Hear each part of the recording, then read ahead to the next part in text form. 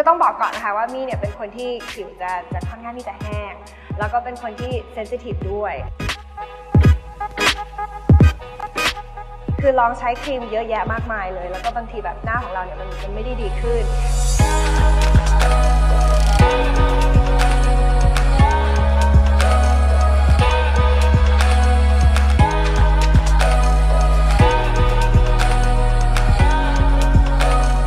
วันนี้นะคะก็มาถ่ายนะคะเป็นพรีเซนเตอร์สำหรับ Domina Plus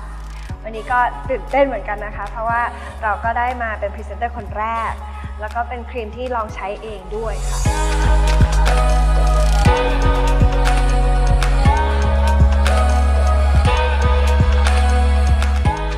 สนุกมากค่ะก็การทำงานไม่เหมือนมาทำงานนะคะก็เหมือนมาเจอเพื่อนๆมาสังสรรค์นะคะก็ถ่ายไปยิ้มไปหัวเราะไปสนุกค่ะ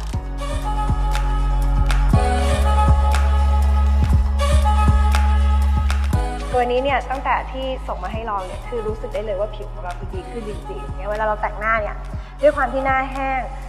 รองพื้นหรือแป้งเนี่ยก็จะไม่ติดหน้าแต่พอเราได้ลองใช้ตัวนี้เนี่ย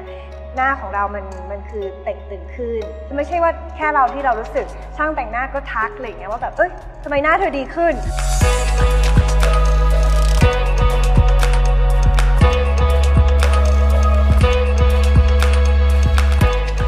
ใช้เธอค่ะมี่ลองแล้วนะคะแล้วติดใจรับรองว่าต้องติดใจเหมือนมี่ค่ะยังไงก็ฝากด้วยแล้วกันนะคะสำหรับวันนี้นะคะก็มาถ่ายแอดแล้วก็จะมีภาพสวยๆมาฝากกันเป็นครีมในตำนานของออสเตรเลียค่ะ